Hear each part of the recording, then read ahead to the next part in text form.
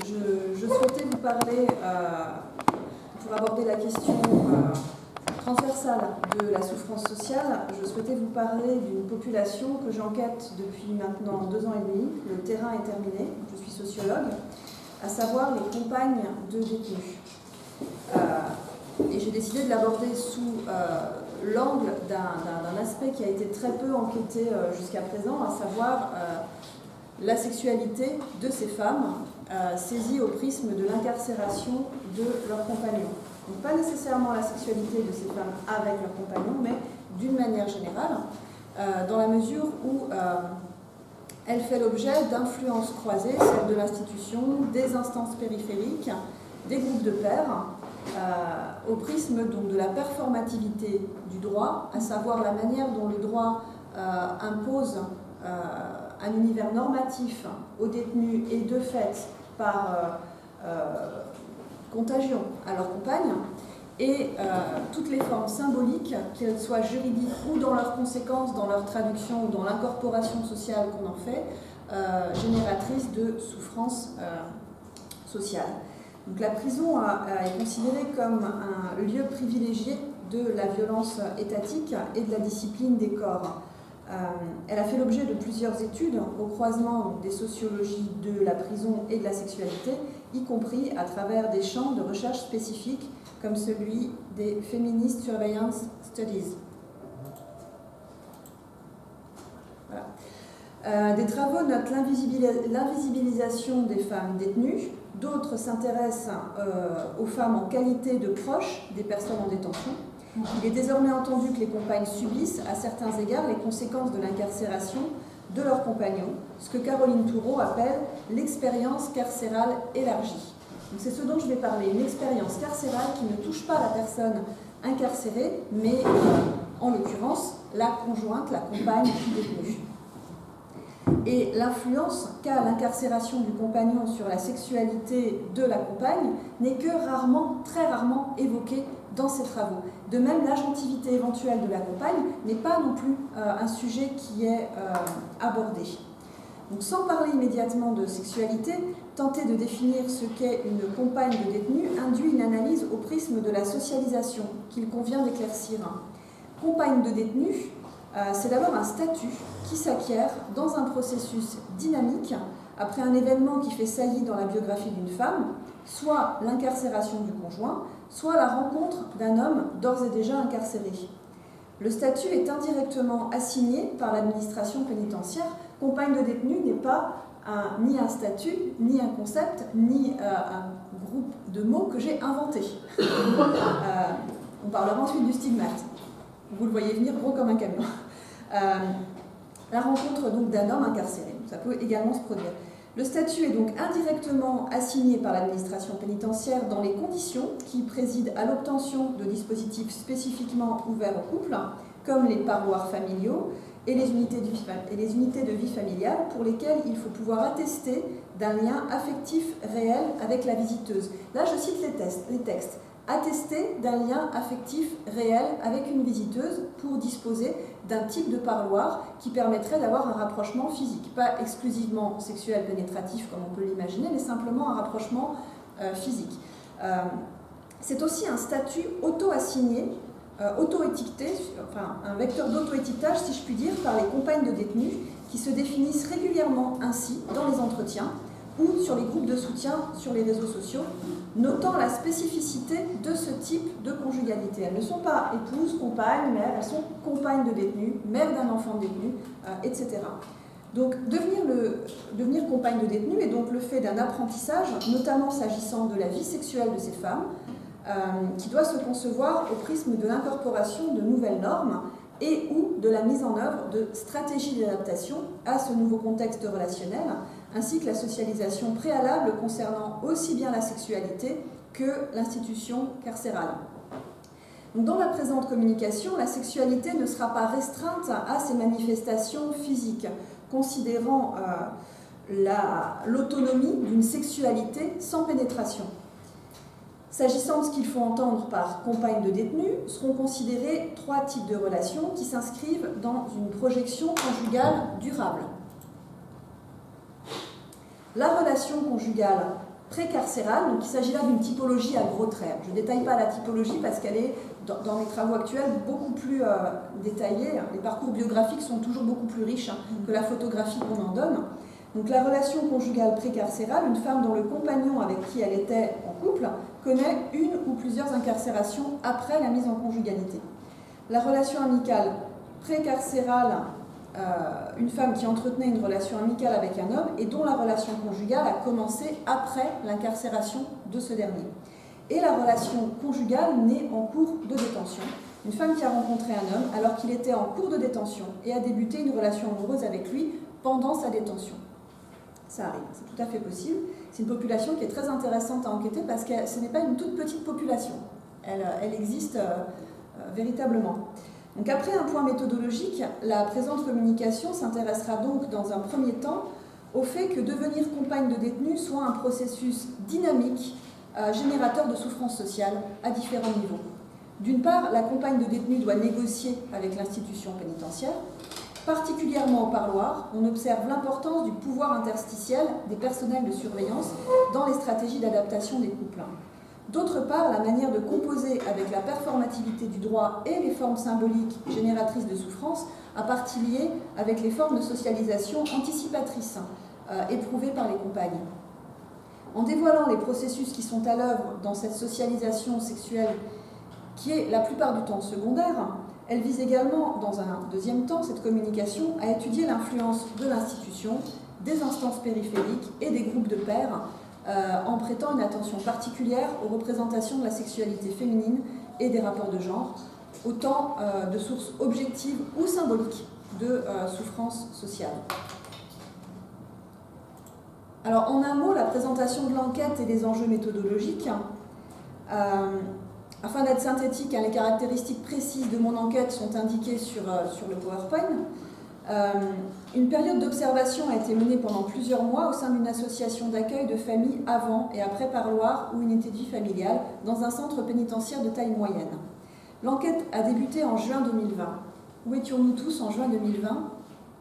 Chez nous. Ouais. Donc ma présence sur le terrain a été soumise pendant les mois qui ont suivi du fait de la crise sanitaire aux aléas de la possibilité d'être sur le terrain. Il m'est donc apparu que compte tenu de la faible visibilité quant à un retour possible à l'état normal, et sanitaire et de ma recherche, il me fallait exploiter un autre terrain en posant la même question. J'ai privilégié les groupes d'entraide de familles détenues sur Facebook. Ce n'était pas du tout ce que je comptais faire initialement, mais nécessité fait loi. Après une fréquentation de plusieurs semaines des groupes qui ont accepté mon adhésion, en dépit du fait que je ne sois pas directement concernée par la détention de proches, l'un d'eux a suscité mon intérêt, évidemment je les ai tous pseudonymisés, dans l'attente de notre libération. C'est comme ça que je l'appelle. Il a fait l'objet d'une observation quotidienne et d'interaction avec ses membres. La créatrice est une femme dont le compagnon est aujourd'hui libéré. Elle a joué le rôle de gatekeeper pour la présentation de mon enquête à ses membres et pour l'obtention d'entretiens. On parle quand même de sexualité avec des femmes qui ne se sentent pas toujours légitimes, d'une manière générale, à évoquer leur sexualité, en particulier s'agissant des populations de détenus et de compagnes de détenus. Donc la question du gatekeeper et des méthodes d'enquête par boule de neige était particulièrement importante. Et on en parlera peut-être en infra, mais j'ai marché sur des œufs pendant tout le temps de l'enquête pour ne pas me faire virer de ces groupes avec mes questions et le caractère intrusif de l'enquête. Le terrain et la méthode ont eu pour vertu, néanmoins, d'ouvrir assez largement l'éventail des caractéristiques socio-démographiques de mes enquêtés, en termes d'origine géographique, de niveau scolaire, de revenus et donc de groupe social d'appartenance. Finalement, ça servait à quelque chose. Certaines enquêtées ont été entendues plusieurs fois en entretien, dans une démarche de recueil longitudinal de données, ce qui me permet d'apprécier l'évolution des discours et des trajectoires. La fréquentation d'autres groupes, plus fermés, réservés aux femmes, a complété mon observation des processus informels de socialisation par les pairs s'agissant de la sexualité. Souhaitant étudier la socialisation sexuelle des compagnes de détenus dans une articulation diachronique, j'ai mené des entretiens biographiques qui retracent leur parcours amoureux et sexuel à partir de l'adolescence. Alors, je vous le disais tout à l'heure, devenir compagne de détenus est un processus dynamique, émaillé de temps symboliques générateurs de souffrance sociale. Devenir compagne de détenu relève d'un apprentissage spécifique dont les modalités diffèrent en fonction de plusieurs paramètres, notamment le moment de la mise en conjugalité et la socialisation préalable éventuelle avec le milieu carcéral, en ce qu'elle peut induire une incorporation préexistante de normes propres à l'institution carcérale. On ne réagit pas de la même manière quand son conjoint est incarcéré si on a eu un père, un frère incarcéré, si on a eu des amis incarcérés, si c'est le troisième conjoint incarcéré qui partage notre vie, etc. 3 séquences, une fois encore, c'est une typologie à gros traits, mais il faut être synthétique. 3 séquences déterminantes peuvent être isolées s'agissant de la socialisation avec le milieu carcéral en général, qu'il s'agisse du détenu ou de sa compagne. Ce que l'on appelle le choc carcéral, l'adaptation liée aux contraintes de la détention, donc qui est subséquent, et ce que l'on a appelé, bien plus tard dans les travaux concernant la prison, le choc de la sortie. Alors, ce sont des séquences, et j'ai tenu à garder les termes choc parce que ce sont des termes qui sont consacrés aujourd'hui en sociologie de la prison. Mais je tiens à dire qu'ils sont tout à fait discutables. La 5e incorporation du conjoint relève-t-elle encore d'un choc ? Pour le conjoint comme pour la compagne. Le 3e conjoint incarcéré avec lequel on partage sa vie, y a-t-il un choc de la sortie ? C'est des questions qui nécessitent d'être posées dans le fil de l'étude. Donc, quoi qu'il en soit, il convient de se demander en quoi ces séquences, qu'il s'agisse de choc ou non, représentent soit des bifurcations ou des ruptures dans la biographie sexuelle de la compagne, auquel cas, effectivement, on a une souffrance, soit un moment inscrit dans un continuum, et en quoi, dans un cas comme dans l'autre, ou pas, elle serait génératrice de souffrance. Alors, la sexualité des compagnes de détenus, c'est une socialisation à l'intersection de plusieurs négociations. La socialisation sexuelle des compagnes peut s'analyser en se fondant sur le concept de sexualité négociée, forgé par Philippe Combessy. Il apparaît que le contexte spécifique dans lequel se trouve la compagne du détenu, donc le conjoint, il est incarcéré, il est dépendant, autant de l'administration pénitentiaire que de l'investissement de ses proches, tous proches confondus, y compris la compagne, gagne à être envisagé dans une perspective qui va au-delà de l'échange économico-affectif pour intégrer l'économie affective et l'économie de la reconnaissance, le don, le contre-don. En outre, la sexualité n'étant pas réduite dans le présent travail au caractère épidermique des rapports sexuels, le contexte invite particulièrement à considérer les dispositifs de séduction et de verbalisation du sexe ou de l'érotisme. Enfin, il est entendu que la sexualité a fait l'objet de contrôles sociaux particulièrement importants. A fait toujours évidemment. L'institution totale qu'est la prison induit chez tous les acteurs des stratégies d'adaptation à des procédés de régulation endogènes, prenant notamment la forme d'autocontrôle. En pareil contexte, le concept de sexualité négociée paraît alors pertinent. Je ne l'aurais pas dit dans tous les contextes. Compte tenu des éléments recueillis, on peut formuler 3 hypothèses principales.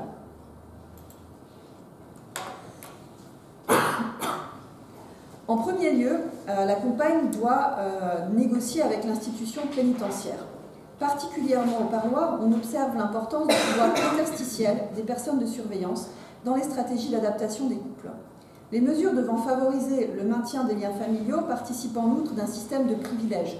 Elles sont des outils de pouvoir pour le personnel pénitentiaire dont ils peuvent user à l'encontre des détenus ou de leurs proches. Ainsi, la surveillance au parloir fluctue-t-elle en fonction de leur comportement. Une plus grande intimité lors des parloirs constitue un privilège qui peut être perdu. Ce risque devant inciter le détenu et ses proches à se plier aux exigences institutionnelles, voire à faire du zèle. De ce fait, les compagnes de détenus peuvent faire l'objet de sanctions disciplinaires par ricochet, ce qui instaure une situation de gouvernement par la crainte. Elles doivent également négocier avec le regard des pairs, les pairs, les autres compagnes de détenus, qui se massent dans les dispositifs d'accueil avant les parloirs, qui sont très souvent co-gérés par des associations, qui se massent devant le centre pénitentiaire, qui attendent ensemble dans les couloirs. C'est un jeu de regard particulièrement prégnant. Et elles doivent négocier aussi avec leurs propres attentes concernant leur sexualité. La perception qu'elles ont de la sexualité en unité familiale est à cet égard un exemple topique. Alors je vous propose de confronter 2 témoignages qui sont représentatifs des témoignages que j'ai pu recueillir. Alors le témoignage de Mélanie qui a 45 ans franchement, je m'attendais à me sentir dans la prison. Et en fait, pas du tout. En fait, c'est vraiment un petit appartement qui nous fait penser qu'on est ailleurs qu'en prison. Céline, qui a 49 ans, en UVF, il y a déjà cet aspect très glauque. Ça veut dire qu'on sait très bien que quand on est une femme, on va en couple faire une UVF, c'est forcément le moment où on va concrétiser une vie de couple d'un point de vue sexuel. Donc il y a cette espèce d'obligation assez glauque qui ne rend pas le lieu très sympathique, franchement. Alors, pour les collègues qui ne sont pas au fait de ce qu'est une unité de vie familiale en France, et en Espagne vous êtes beaucoup plus en avance sur le respect des droits familiaux des détenus et la prise en compte explicite de la sexualité des détenus. Une unité de vie familiale, c'est un petit appartement de 2 ou 3 pièces auquel le détenu peut accéder théoriquement une fois tous les trimestres. C'est souvent beaucoup moins parce qu'il n'y a pas assez d'UVF dans chaque prison pour permettre ce que dispose la loi, parce que la loi dispose une fois par trimestre, et il peut accéder à cette unité de vie familiale avec toute sa famille, ses enfants, sa compagne. Voilà. Et on se doute ce que disent ces 2 compagnes-là, c'est quand on va en UVF une fois tous les trimestres, eh bien on a des relations sexuelles.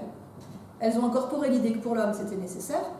Peut-être pour elles l'est-il aussi nécessaire ce rapport sexuel. Et ça on y viendra ensuite. Et là ces 2 témoignages en fait sont topiques dans le sens où Mélanie, elle avait la crainte de se sentir enfermée. Non, ça correspondait à l'idée qu'elle se faisait d'un petit appartement. Elle ne se sentait pas dans la prison. Céline, elle subissait 2 pressions. D'une part, elle savait très bien qu'elle était dans une prison, et d'autre part, il y a une obligation à avoir un rapport sexuel. Il y a une sexualité contrainte. Donc ça ne correspond plus à ces scripts, ça devient un problème. Donc, je voulais vous livrer ces 2 témoignages parce qu'ils sont des archétypes, des témoignages recueillis concernant les UVF. Ils peuvent s'analyser à partir de la théorie des scripts sexuels, entendus comme des schémas d'interprétation des événements qui permettent aux acteurs de définir la situation comme sexuelle. Les arguments de Mélanie font référence à une situation, à une sexualité précarcérale. Avoir une relation sexuelle dans un appartement qui fait vraiment penser qu'on est ailleurs qu'en prison. Donc avoir une relation sexuelle, tout bonnement. Il y a un souci technique ? Pour Céline, la salubrité des locaux et l'idée préalable de l'obligation d'une relation sexuelle ne permettaient pas à cette dernière de faire converger les différents registres de ces scripts sexuels. Donc le contexte carcéral s'impose nécessairement aux compagnes, et le contexte contraint des UVF redéfinit les liens et induit des remaniements et des ajustements interactionnels identitaires. J'en suis une diapo. Ça va aller. Alors, ce que je souhaitais aussi aborder, ce sont à chaque fois, c'est très rapide, mais ce sont des ficelles qu'il convient de tirer si on aborde la question, c'est le fait que la socialisation préalable à l'institution carcérale est une variable déterminante dans la socialisation sexuelle des compagnes des détenus. On ne souffre pas de la même manière en fonction de la nature de cette socialisation, anticipatrice ou non. Anselm Strauss propose une typologie des transformations identitaires tout au long de la vie qui comprend les moments critiques, pour le citer, qui sont autant d'événements privés qui font dire à l'individu qu'il n'est plus le même qu'avant. L'incarcération du conjoint est d'autant plus une rupture dans la biographie en général, sexuelle en particulier, que la compagne n'a jamais été socialisée au milieu carcéral préalablement. Les instances socialisatrices avec lesquelles il faut négocier sont les mêmes, quelle que soit la socialisation préalable, mais elles sont appréhendées avec plus ou moins de maîtrise en fonction de la connaissance du milieu. La formule « disposition plus contexte égale pratique » trouve ici à s'appliquer. La femme qui n'a jamais eu le moindre lien avec le milieu carcéral vit un choc carcéral au même titre que son compagnon, sous couvert de l'expérience carcérale élargie. Ce moment critique est la plupart du temps décrit par les compagnes comme les mettant en état de sidération et ou de désorientation, y compris géographique. Elles se décrivent en situation d'apprentissage du contexte et des normes qui y président. Les femmes qui ont eu plusieurs conjoints incarcérés ou dont le conjoint a été incarcéré plusieurs fois ne vivent plus de choc à proprement parler, mais décrivent devoir s'adapter aux réguliers changements de lieu de détention qui n'offrent pas les mêmes ressources afin de négocier une vie sexuelle dans un processus de socialisation continue du fait de perpétuelles adaptations. Enfin, la nature de la socialisation préalable à l'institution carcérale est aussi déterminante. En effet, il ne suffit pas d'être en contact avec le monde social pour que ce monde et les individus qui l'habitent aient des effets réels de socialisation. À cet égard, des entretiens que les femmes, il ressort des entretiens que les femmes qui ont connu l'incarcération d'un parent ou d'un proche, suffisamment présents dans l'éducation pour revêtir les caractéristiques d'un autrui significatif, ont incorporé certaines normes qui président à la conjugalité en détention, de sorte que la socialisation sexuelle au prisme de la prison s'inscrit les concernant dans une articulation synchronique qui puisse s'assourd dans un habitus forgé par la socialisation primaire. Si pour ces femmes l'incarcération s'inscrit dans un continuum biographique, elle ne peut pas pour autant ne pas être à l'origine à minima de bifurcation dans la biographie sexuelle, mais comme d'autres aléas d'une biographie, comme une grossesse, un postpartum, comme le temps qui passe, comme une période de dépression après une période de chômage. C'est à la fois significatif et en même temps c'est décarcéralisant. Ce n'est pas la prison en tant que telle qui induit une bifurcation, c'est l'événement de vie comme on en traverse tous. Alors, maintenant, qu'est-ce qu'on peut dire de ce que l'incarcération du conjoint induit en termes de modification dans les biographies sexuelles des compagnes? Eh bien, le répertoire des pratiques sexuelles précarcérales est nécessairement modifié pendant la période de détention du conjoint, ne serait-ce que par les contraintes pratiques et temporelles relatives à la prison. Toutefois, la biographie sexuelle ne peut s'analyser, toutes choses étant égales par ailleurs, sans tenir compte, et je l'ai évoqué, des changements d'orientation en matière de sexualité au cours d'une vie.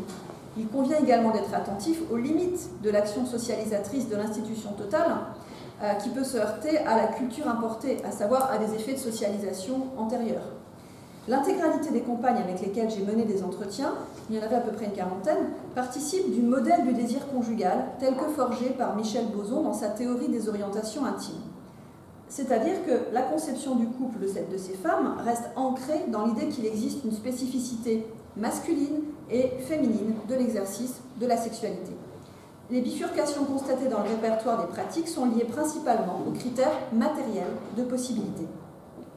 S'agissant des femmes qui ont rencontré leur conjoint alors qu'ils étaient en détention, elles décrivent un contexte atypique, une nouvelle histoire de référence, c'est-à-dire un script culturel permettant de nommer et de distinguer les expériences en fonction du lieu de rencontre, des caractéristiques du partenaire et de la trame des interactions.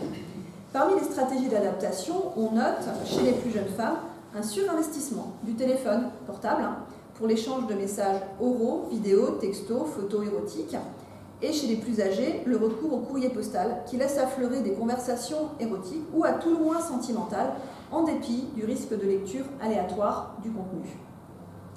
La masturbation est très peu évoquée en entretien, mais dans tous les travaux sur la sexualité, la masturbation féminine fait l'objet d'un point aveugle.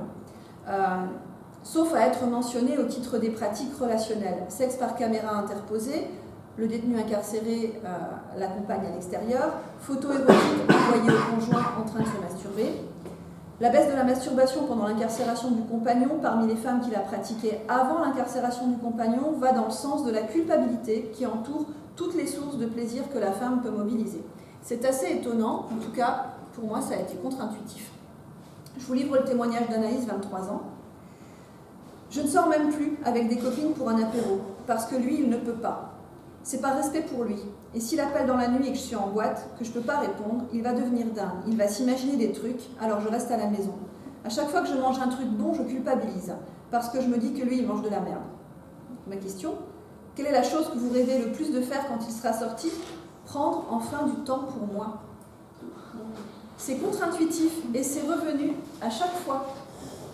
J'insiste à chaque fois. Donc, moi aussi, j'ai systématisé ma question et j'ai commencé à demander aux compagnes de détenus qu'est-ce que vous rêvez le plus de faire quand ils sortent de détention. Et elles ne parlaient pas de lui, elles parlaient d'elle. Parce qu'en fait, tout est occupé par cette économie domestique d'une nature particulière. Les relations extra-conjugales sont très peu évoquées dans les entretiens et quand elles le sont, c'est sur le mode de l'infidélité et de l'erreur.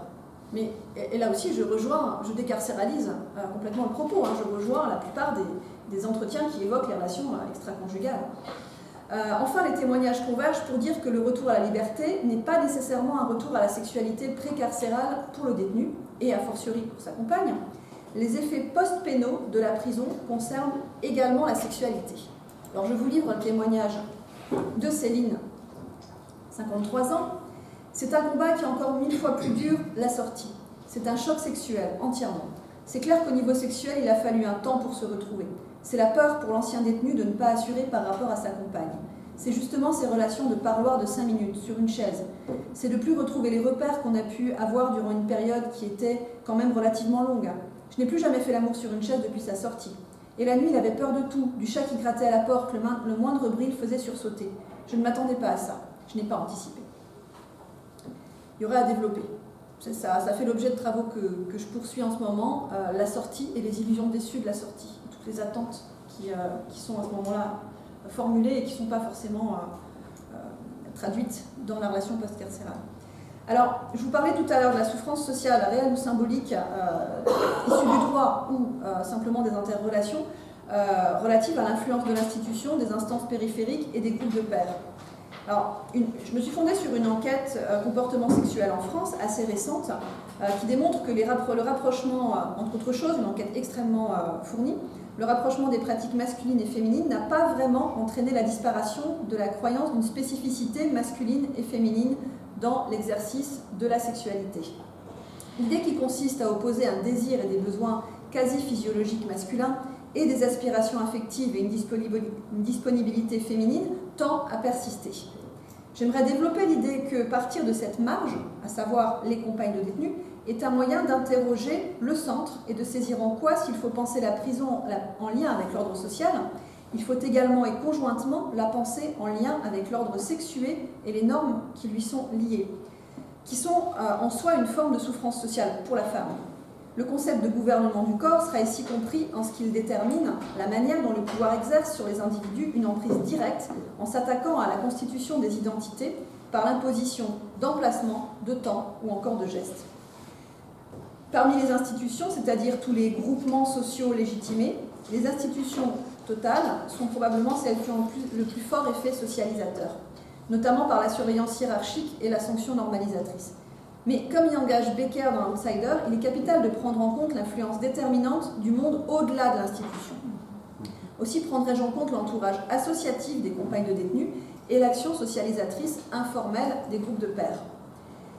Alors, devenir compagne de détenus pour l'administration pénitentiaire, c'est nécessairement une sexualité sous couvert de conjugalité.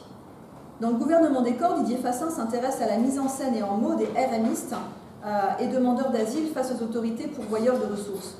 Dans ces situations, dit-il, c'est le corps qui donne droit au titre de la maladie, justifiant des soins. Eh bien, quand il s'agit d'obtenir un salon familial ou une UVF, donc ces petits appartements dans lesquels le couple peut se retrouver, ce n'est pas directement le corps de la compagne qui donne droit à l'exercice d'une sexualité, mais le bon usage de ce corps, inscrit dans un contexte de relation stable. Ainsi, s'agissant des détenus condamnés, la réservation d'UVF s'effectue par une double demande écrite à adresser au chef d'établissement qui prend sa décision après qu'une enquête a été menée par le service d'insertion et de probation de la prison et qu'une commission d'attribution comprenant un personnel des services d'insertion, des personnels de surveillance, s'est réunie. Parcours du combattant pour une relation sexuelle. Pour les couples non mariés, l'enquête réalisée donne généralement lieu à des entretiens préalables avec le détenu et avec la visiteuse. Il y a donc là une police de l'intimité qui vient décerner un brevet de stabilité à la relation, passeport pour l'éventualité d'une sexualité. En l'absence de règles écrites en la matière, les modalités d'octroi sont assez aléatoires. Il convient généralement que la demande d'UVF ait été précédée de plusieurs parloirs avec la compagne. Et oui, mesdames, les préliminaires avant la pénétration. On reste dans un schéma extrêmement hétéronormatif. Sans déduire la progressivité des rapports physiques, la sexualité en prison s'apprend dans son inscription également temporelle. D'abord les parloirs, dans lesquels la sexualité n'est pas autorisée, ensuite éventuellement les salons familiaux, c'est-à-dire 12 heures dans un endroit où la sexualité est permise, et enfin éventuellement les UVF, entre 24 et 36 heures, 72 heures, dans des appartements. La socialisation sexuelle s'opère ici de 3 manières, dans le temps, puisqu'il y a un cursus honorum à parcourir avant d'obtenir le sésame pour une sexualité autorisée et encadrée dans l'espace, attendu que l'on passe de lieux où la sexualité est indirectement prohibée, parloir à ceux où elle est possible, les UVF, et dans les pratiques qui sont de fait déterminées par les deux précédentes variables. Par la valorisation du maintien des liens familiaux, l'administration pénitentiaire diffuse une conception normative de la sexualité adossée à la conjugalité. Pour accéder à une sexualité relationnelle avec son compagnon, la femme doit être une bonne compagne dans une conception conservatrice des rapports femmes-hommes, conforme à l'ordre social que l'administration pénitentiaire, faisant là office de police du genre, promeut implicitement. Alors, quid des instances associatives? Lors de mes temps d'observation à l'association Bienvenue, où je faisais dramatiquement baisser la moyenne d'âge, j'ai vu émerger un discours concordant avec celui de l'institution. La sexualité en prison est invisibilisée par les liens familiaux qui sont eux-mêmes garants de la bonne réinsertion de la personne détenue. Extrait d'entretien avec la coordinatrice de cette association, Nolwenn, 27 ans. Dans l'assaut, on n'aborde pas les questions de sexualité. Quand je suis arrivée, j'ai affiché, comme n'importe quelle autre information, les informations concernant le planning familial. J'ai affiché les jours gratuits, etc. Une compagne de détenue avait attiré mon attention sur le fait qu'elle n'avait pas beaucoup de moyens et préférait mettre de l'argent dans ses clopes que dans le médecin. J'en ai conclu qu'on avait au minimum un devoir d'information sur les dispositifs gratuits dans un esprit préventif. Et ça n'est pas très bien passé avec certains bénévoles. Il y a une forme de conservatisme chez les bénévoles, c'est peut-être lié à leur âge, ce sont principalement des retraités. Ça a fini par passer quand j'ai insisté sur les aspects médicaux, etc. Les membres des instances associatives peuvent être ainsi considérés comme des entrepreneurs de morale, au même titre que les membres de l'administration pénitentiaire. Le contrôle social réservé aux femmes s'actualise entre prison, justice, travail social, instituant et sanctionnant des rôles sexuels. Alors je terminerai par les groupes de pairs, qui est une socialisation à la sexualité informelle, mais aussi prégnante que les deux précédentes. Les groupes de pairs sont particulièrement déterminants, parce qu'ils sont omniprésents. Dans l'attente de l'heure des parloirs, les femmes se croisent, se tassent, s'entassent, se massent. En outre, les groupes de soutien en compagne de détenus sur les réseaux sociaux sont le support d'un partage de savoir expérientiel, pour le meilleur comme pour le pire. Les pairs deviennent alors expertes et se font le relais de pratiques et de stratégies d'adaptation au contexte carcéral. Si mon observation de groupe de soutien me permet pour l'heure de conclure à une très grande réserve des femmes s'agissant de la sexualité, les entretiens mettent au jour un procédé de partage d'expériences dans les conversations privées entre compagnes de détenus, non pas s'agissant des pratiques sexuelles, mais des critères de possibilité d'une sexualité au parloir. Alors je vous fais lire l'entretien avec Annie, 36 ans. Moi, on m'a expliqué la théorie du double legging troué. C'est discret, comme ça je m'assois sur lui, mais le surveillant ne se doute pas de ce qui se passe. Moi, une jupe longue, c'est pas plus pratique? Ah non, si tu viens en parloir en jupe, tout le monde sait pourquoi. Les filles, elles te regardent, elles n'ont que ça à faire. Et si tu viens en jupe, tout le monde sait que tu vas le faire au parloir. Et j'ai pas envie de passer pour une pute. La question du regard est ici centrale. Par le vêtement et ou l'après, un joli maquillage, un rouge à lèvres voyant, le corps de la femme se sexualise et le projet réel ou supposé d'avoir une relation sexuelle au parloir se montre au regard de l'autre et revêt alors un caractère public. Alors que dans les entretiens, la plupart des femmes admettent avoir des relations sexuelles au parloir et y avoir parfois sciemment conçu des enfants, elles sont tout aussi nombreuses à mentionner le caractère jugeant du regard des autres femmes. Le lexique employé est en outre significatif. La femme peut certes avoir une vie sexuelle, mais ne doit pas passer pour une pute, à savoir afficher une sexualité revendiquée ou projetée dans l'espace public, au risque d'endosser le rôle masculin d'initiative dans ce domaine, dans le domaine sexuel donc, et de remettre en cause la notion établie de la féminité telle qu'elle est pensée. Ce constat qui vaudrait pour bien des contextes, j'ai l'impression de réinventer le chaud en vous disant ça, mais c'est particulièrement vrai en ce qui concerne les femmes dont le compagnon est incarcéré et mis dans une situation de dépendance sexuelle qu'il vit souvent de façon dégradante. Il ne peut plus être à l'initiative. Par la fréquentation des parloirs et des autres compagnes de détenus, les femmes sont engagées à incorporer de nouvelles normes corporelles, nouvelles pas forcément, mais en tout cas des normes corporelles qui existent, des rythmes temporels et des formes de sociabilité propres à la prison. Le regard des pairs engage, plus qu'ailleurs, au respect de la norme de la réserve féminine, qui implique d'afficher une image pudique. Cette double valence des sexes que l'on connaît bien. Les femmes qui s'écartent du modèle féminin qui dicte une certaine retenue sexuelle sont des objets de stigmatisation. Il convient alors pour elles de veiller à leur réputation sexuelle par une autodiscipline des paroles et des actes afin d'être considérées comme respectables. Cette norme repose sur une vision différentialiste de la sexualité des hommes et des femmes, selon laquelle ces dernières sont des sujets amoureux avant d'être des sujets sexuels. Cette incitation normative n'est pas nécessairement vécue de manière violente pour les femmes de détenus. Pas nécessairement. L'adhésion à une conception différentialiste de la sexualité et la croyance en des besoins sexuels masculins plus importants sont sensibles aux capitaux sociaux. Or, l'enquête synthèse, une autre enquête qui travaille sur les origines sociodémographiques, les caractéristiques sociodémographiques des compagnes de détenus, qui est une enquête très ancienne, dont je me prévaux assez peu, parce qu'en 25 ans, les choses ont beaucoup changé. Cette enquête indique quand même un fait qui est transposable, à savoir qu'elles sont dans des situations socio-économiques fragiles pour la majorité d'entre elles, ce qui est le cas également de la majorité des détenus.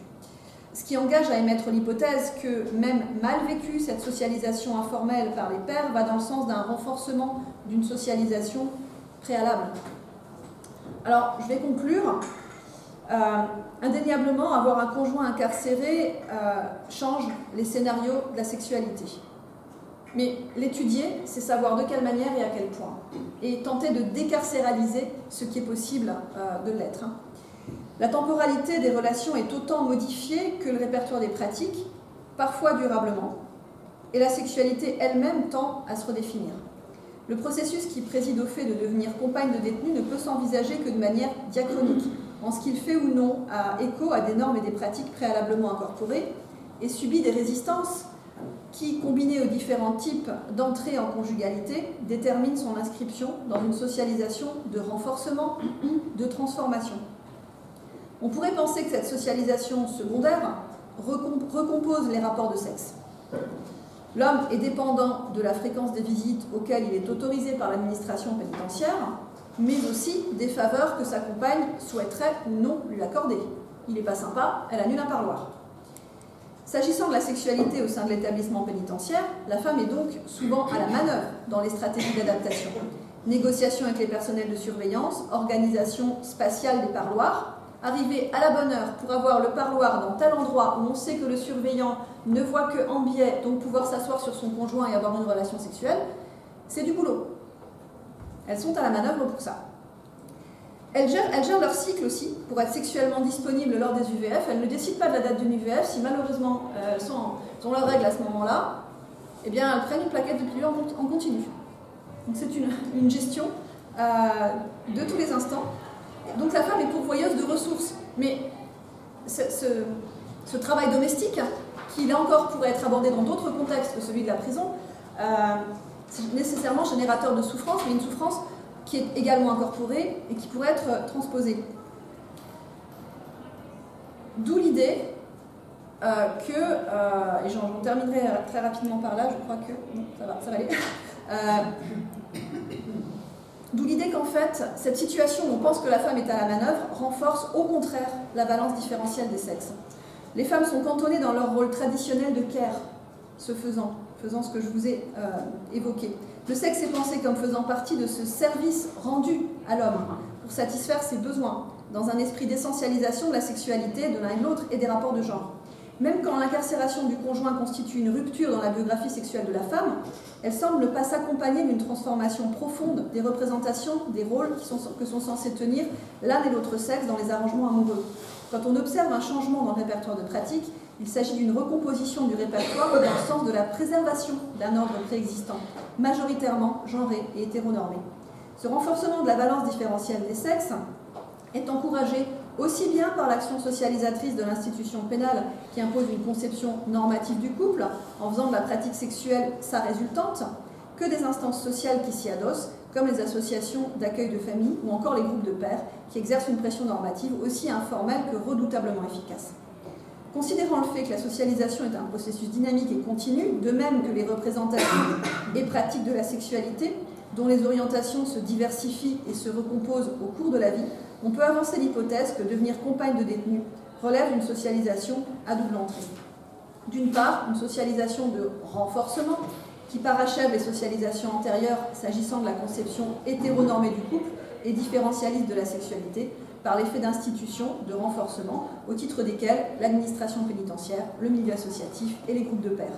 D'autre part, une socialisation de transformation s'agissant des pratiques, Comme le dit Goffman dans Asile, les opérations de redressement menées dans le cadre du pouvoir de restitution totale n'ont pas nécessairement d'effet durable une fois que le reclus est sorti.